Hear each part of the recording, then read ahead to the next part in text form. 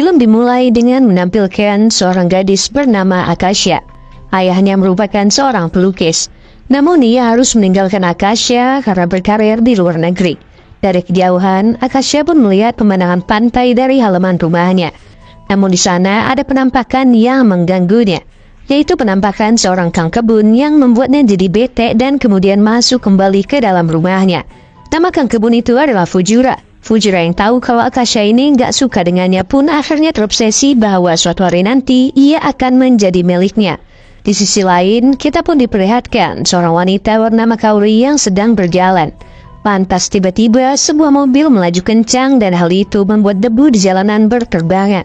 Kaori pun hanya bisa marah-marah pada pengendara mobil tersebut. Mobil itu kemudian berhenti di sebuah rumah mewah. Ternyata dia adalah ibu tiri Akasha yang kita sebut aja namanya Bunda. Dan ia datang bersama dengan tunangan Akasha yang bernama Zuko serta adik tirinya.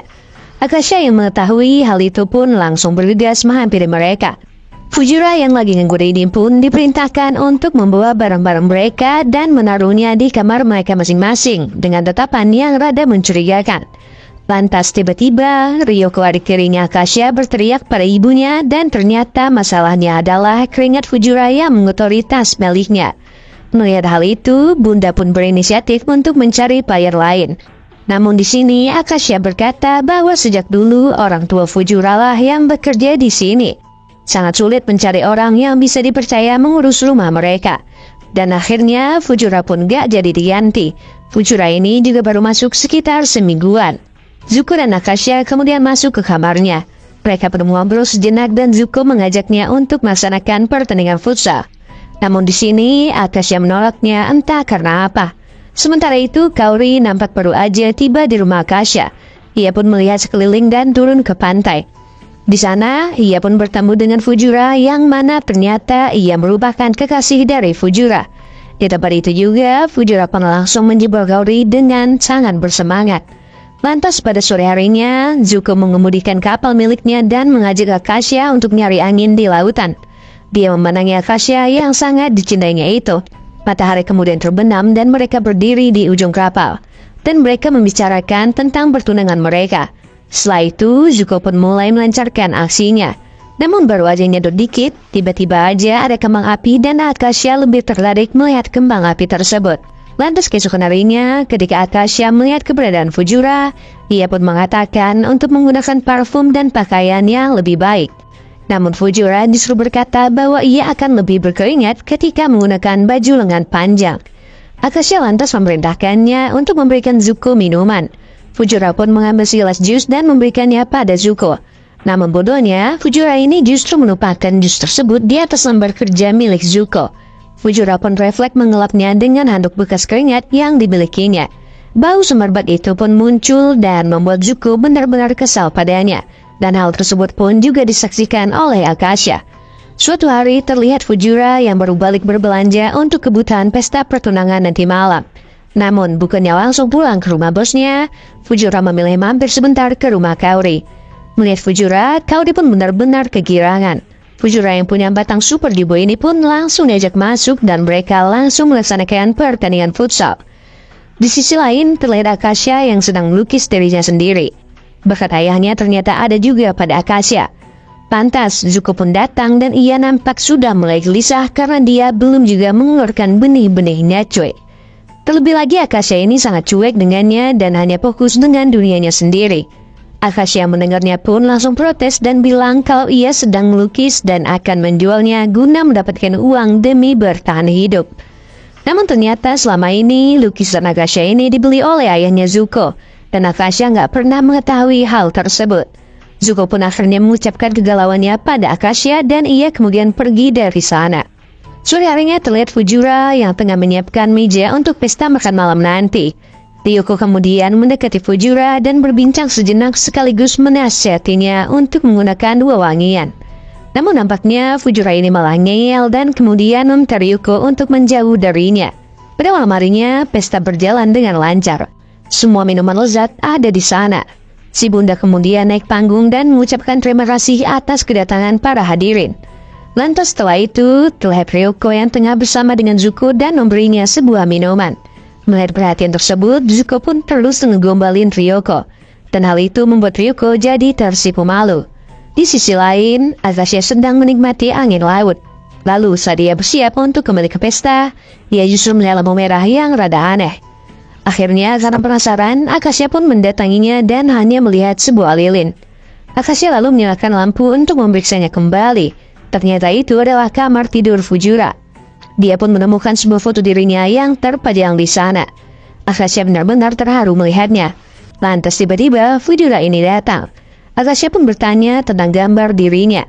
Fujura mengatakan bahwa ia mendapatkannya dari tempat sampah. Dia pun berjalan mendekati Akasha. Pria itu tiba-tiba langsung melancarkan aksinya untuk menjebol Akasha. Namun sini Akasha berhasil lepas dan mendorong Fujura. Gadis itu nampak malu-malu tapi mau sama si Fujura. Dan setelah itu ia pun segera pergi dari sana. Keesokan harinya semua orang bersiap untuk pergi jalan-jalan. Si bunda pun bertanya apakah Akasha akan ikut bersama mereka.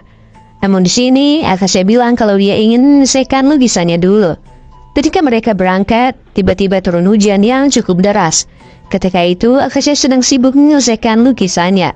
Di sisi lain, Fujura pun secara tiba-tiba masuk ke rumah dan menghampiri Akasha. Akasha pun dengan tegas memintanya untuk keluar. Namun Fujura tak memperdulikannya dan berkata bahwa ia hanya ingin melihat lukisannya Akasha yang semongkonya kelihatan itu cuy. Lantas tiba-tiba Fujura pun mulai memaksanya untuk bermain futsal dengannya. Akasha kemudian melawan dan ia pergi keluar rumah.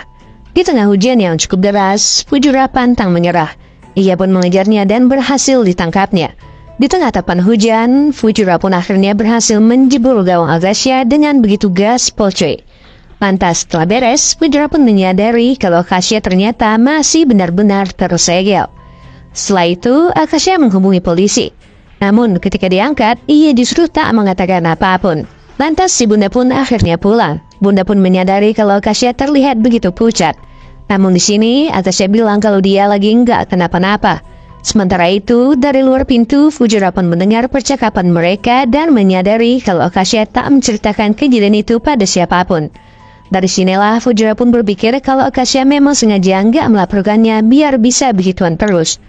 Beberapa saat kemudian, Fujura yang tengah makan siang dihampiri oleh Kaori. Kaori pun merasa cemburu lantaran Fujura malah memajang gambar Akasha ketimbang dirinya. Dia pun mengambilnya dan marah-marah pada Fujura. Namun di sini, Fujura nggak peduli dan pergi dengan alasan dia harus kembali bekerja. Keesokan harinya, Fujura melihat Zuko yang mengajak Ryoko pergi bersama. Sementara itu, si bunda terlihat sedang fokus menerima telepon. Melihat kesempatan itu, Fujura pun masuk ke kamar Akasha dan melihatnya yang sedang tertidur.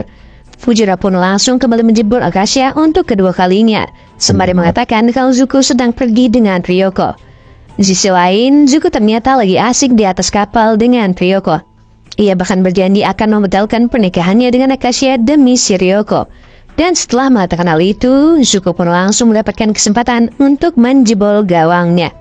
Keesokan harinya, Akasha membawakan sarapan untuk ibunya. Namun, ketika itu, ia malah menemukan handuk Fujura yang ada di lantai. Ia nampaknya ingin menggunakan alasan ini untuk memecat Fujura. Namun si bunda justru menasihatinya untuk enggak marah-marah karena sulit mencari pekerja yang bisa dipercaya. Si bunda ini malah ngulang ucapan Akasha di awal film tadi coy. Fujura yang ternyata mendengar percakapan itu pun langsung melempar piring. Hal ini pun membuat Akasha jadi rada takut dan akhirnya ia pun enggak lagi ngomong-ngomong aneh tentang Fujura. Lantas ketika ibunya pergi, Fujura pun melewati Akasha dan mentowel semongkonya tanpa adanya perlawanan. Dan setelah itu, mereka pun kembali melaksanakan pertandingan futsal untuk yang ketiga kalinya. Sore harinya terlihat Akasha yang sedang berdiri di pantai. Lantas setelah maghrib, bunda bersama Zuko dan Ryoko terlihat tengah menyantap hidangan makan malam mereka.